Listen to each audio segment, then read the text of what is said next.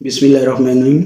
ایک مسئلہ ہے تعدیل ارکان کا، اور تعدیل ارکان کیا ہوتی ہیں اور نماز میں ان کی کیا اہمیت ہے۔ آج میں اس کے بارے میں کچھ بتانا چاہوں گا۔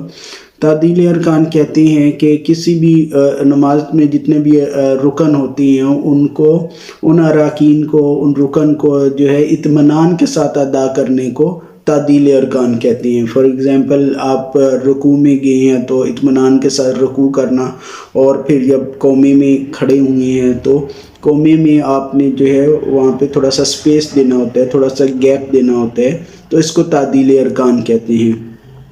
اب خدا را اپنی نمازوں کو ضائع ہونے سے بچائیں۔ مساجد میں بھی دیکھا گیا ہے لوگ تعدیل ارکان کا خیال نہیں رکھتے، اور بہت تیزی کے ساتھ خاص کر کے دو چیزوں میں دیکھا گیا ہے۔ ایک تو قوما میں بالکل سپیس نہیں دیتے، بالکل گیپ نہیں ہوتا، فوراً سجدے میں چلے جاتے ہیں، اور اسی طرح یہ دو سجدوں کے درمیان ہے جس کو جلسہ کہا جاتا ہے، نہ اس میں وہ کوئی سپیس دیتے ہیں اور فوراً دوسرا سجدہ کر دیتے ہیں۔ اس طرح سے واجب ترک ہو جاتے ہیں، اور نماز آپ کو واجب الادا ہو جاتی ہے، یا پھر سجدہ سہو کرنا پڑتا ہے۔ اب نہ کوئی سجدہ سہو کرتا ہے اور نہ ہی اس کو دوبارہ سے ادا کرتا ہے، اور اس طرح سے نمازیں لوگوں کی ضائع ہو رہی ہیں۔ تو کوشش یہ کرنی چاہیے کہ تعدیل ارکان مس نہ ہو۔ اس کے لیے دو دعائیں نبی کریم صلی اللہ علیہ وسلم نے ہمیں سکھائی ہیں۔ اگر ہم جو ہے قوما میں اور جلسہ میں یہ دو دعائیں پڑھ لیں تو اس پرابلم سے نجات مل سکتی ہے۔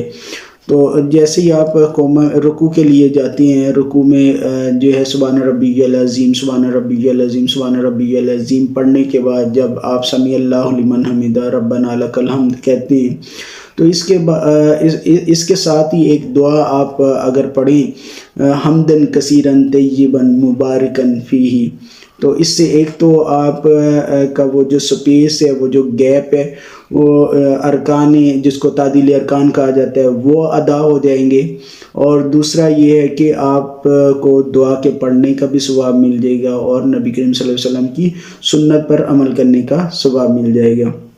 اور اسی طرح جب آپ سجدہ میں جاتے ہیں تو سجدے سے جب واپس آتے ہیں، جس کو جلسہ کہتے ہیں، دو سجدوں کے درمیان کا جو وقفہ ہے اس کو جلسہ کہتے ہیں، تو جلسے کی بھی دعا نبی کریم صلی اللہ علیہ وسلم نے ہمیں سکھائی۔ تو نبی کریم صلی اللہ علیہ وسلم دو سجدوں کے درمیان جب سپیس دیتے تھے، گیپ دیتے تھے، تو یہ دعا پڑھتے تھے اللہم اغفر لی ورحمنی وعافنی واہدنی ورزقنی وجبرنی ورفعنی۔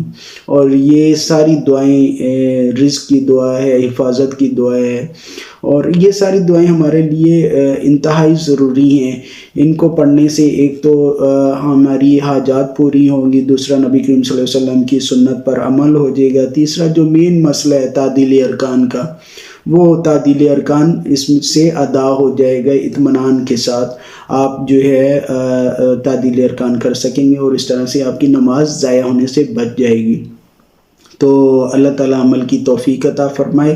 وما توفیقی الا باللہ۔